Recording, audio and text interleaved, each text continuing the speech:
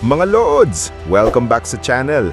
Ngayon, pakuusapan natin ang isa sa pinaka-mind-blowing, emotional at meta na webtoon or manhwa.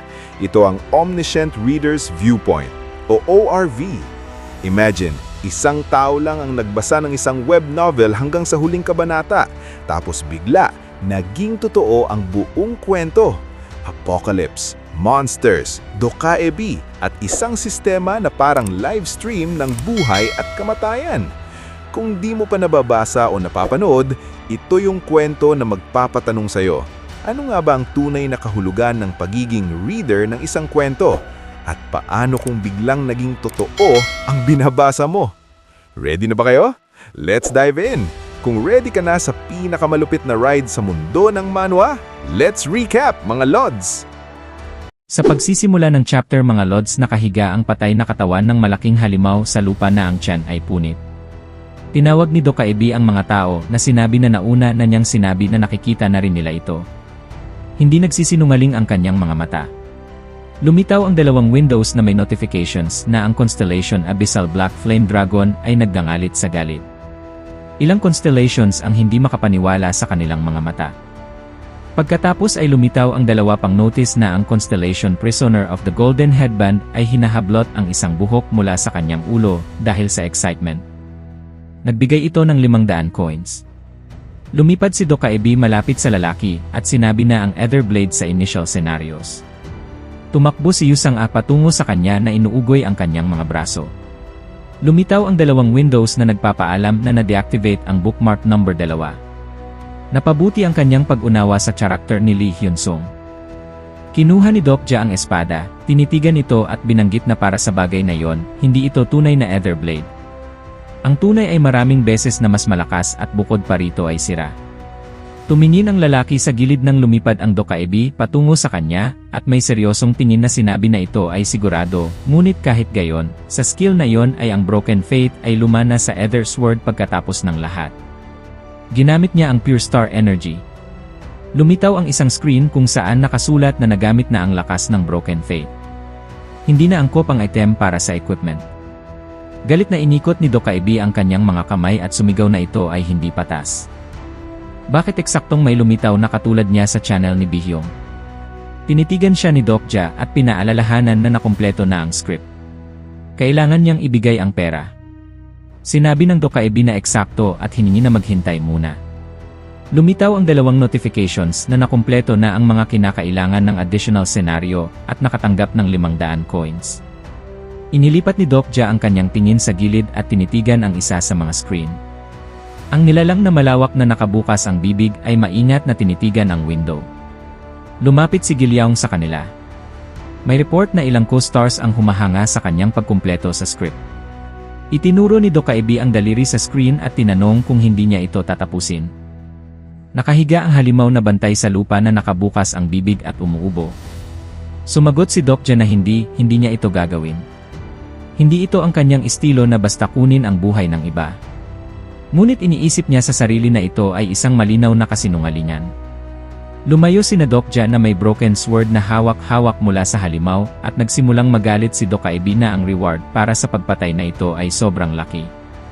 Ang unang pumatay sa isang grade 7 demon-type monster ay makakakuha ng 7,000 coins. Naiintindihan ba niya kung gaano kalaki yon? Sumagot siya na hindi niya ito papatayin. Lumitaw ang mga notice sa ibabaw nila na ang constellation Demon like Judge of Fire ay natutuwa na inasahan niya ang pagpili. Nagbigay ito ng 100 coins. Lumitaw ang dalawang mensahe na ang constellation Secretive Plotter ay nakangiti ng mapanlinlang habang nanonood sa kanya. Nagbigay ito ng 100 coins. Itinaas ni Dokja ang kanyang espada, tinitigan ang monster at sinabi na mas mabuti kung pupunta siya at buksan ang treasure chest at pagkatapos ay hiningi na huwag itong mag-flash sa harapan niya. Tumingin ang lalaki sa gilid nang marinig ang tunog. Tumalikod si Dokja at nakita si Han na itinutusok ang kanyang espada sa katawan ng halimaw. Ang lalaki na may striped suit ay numiti na tumulo ang pawis sa kanyang mukha. Lumitaw ang mensahe na napatay na ang Grade 7 Lie Demon, Dark Sentinel has been killed. Ikinalat ni Han ang kanyang mga braso sa magkabilang gilid, itinaas ang kanyang ulo at inilabas ang dila at pagkatapos ay sumigaw na ngayon ay magiging malakas na siya. Mukhang betlog kasi mga basher ko dyan mga EA bah kidding aside. Si Dokja ay ganoon katanga. Hindi niya ito inasahan.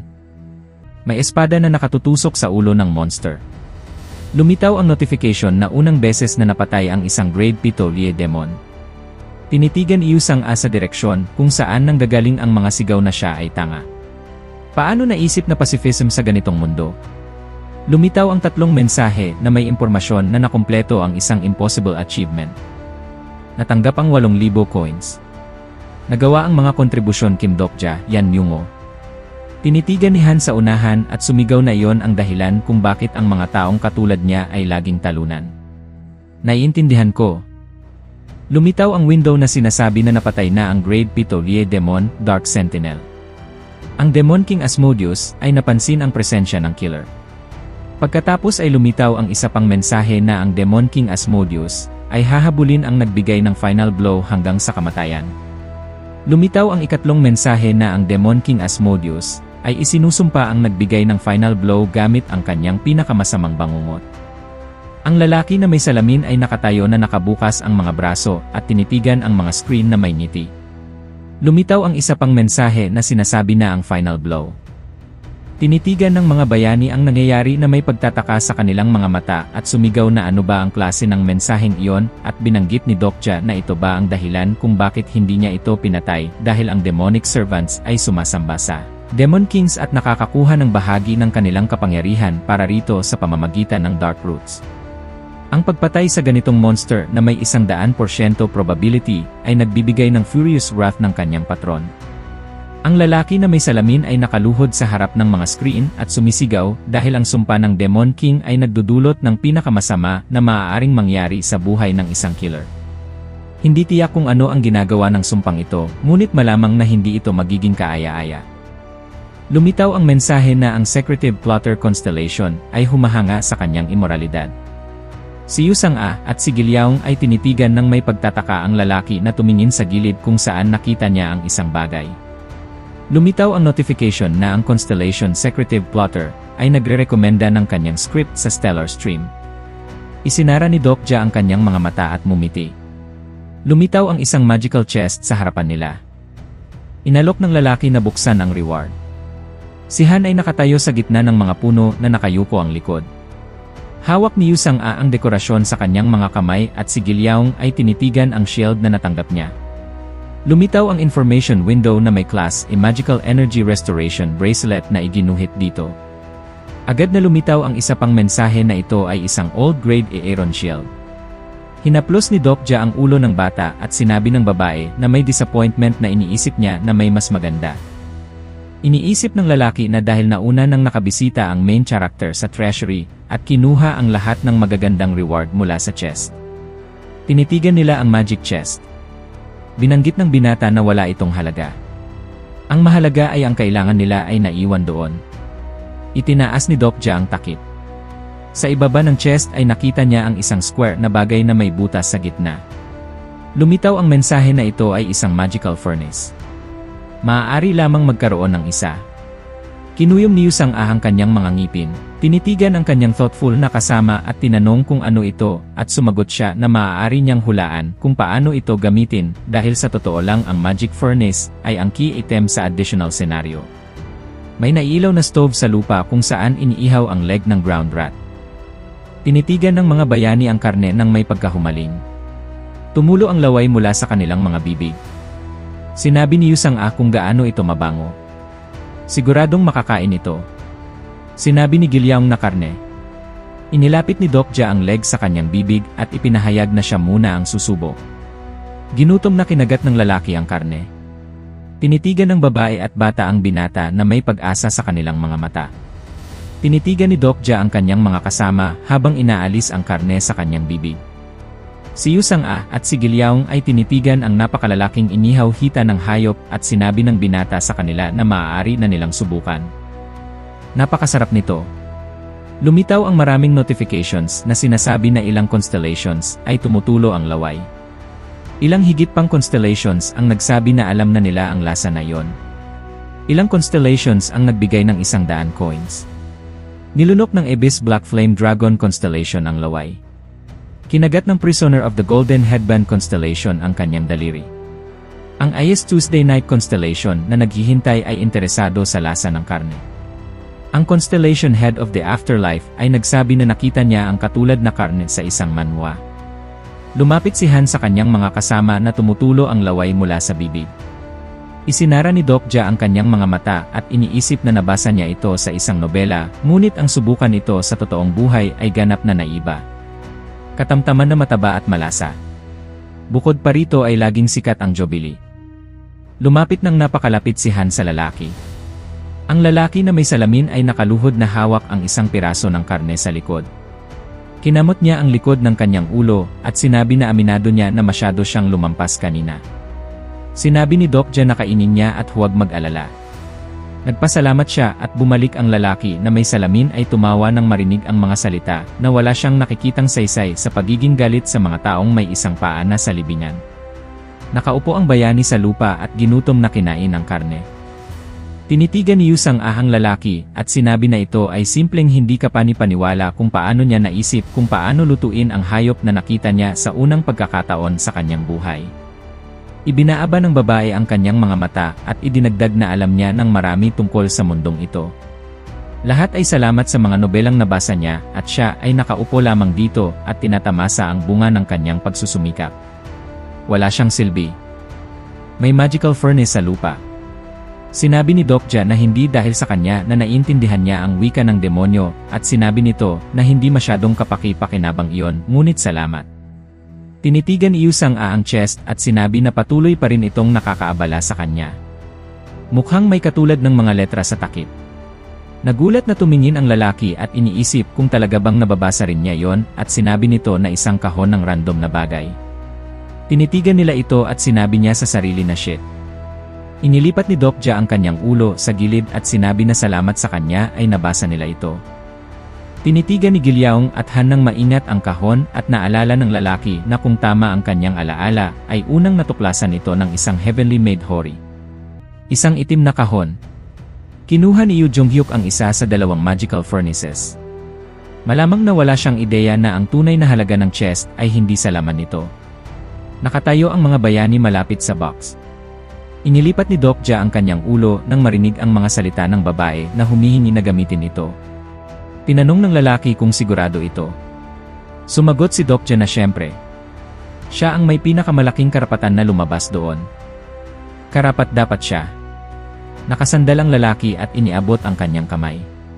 At pinaliwanag ng Arthur Satin na sa initial locations ay makakahanap ng isang napakakakaibang chest. Inilagay ang anumang bagay dito. Itinusok ni Dokja ang kanyang kamay sa kahon kung saan lumitaw ang isang kumikinang na bola at iniisip niya halimbawa ang isang grade 7 demonic species, Dark Sentinel. Nagulat na tinitigan ng lalaki ang broken sword sa kanyang kamay at patuloy na iniisip ang broken faith. Dagdag pa ng author na sino ang mag-akala. Isang exclusive item. Pinaniniwalaan na ito ay makukuha lamang sa pamamagitan ng coins.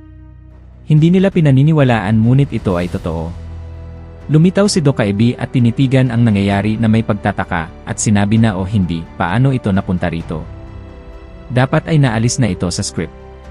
Muling dinagdag ng author na kung ilalagay ang 2 low-level items doon at isasara ang kahon ay tiyak na makakatanggap ang mga bayani ng item na may hindi kapani-paniwalang mas mataas na characteristics. Ito ay isang legal na cheating na nagbabanta sa balance ng mga senaryo. Itinaas ng lalaki ang kanyang armas at tinitigan siya ng lahat na may paghanga sa kanilang mga mata. Lumitaw ang mensahe na may impormasyon tungkol sa item. Pangalan, Unbreakable Fate. Class, Star Relic. Sword of the Hero Kaisen na namuno sa granad sa edad ng Great Demon. Ang blade ay nasipsip ang bahagi ng ether power ng may-ari na nakakuha ng fire, dark at holy attributes. Ito ay nagpapataas ng antas ng lakas at tibay ng may-ari ng 2 antas.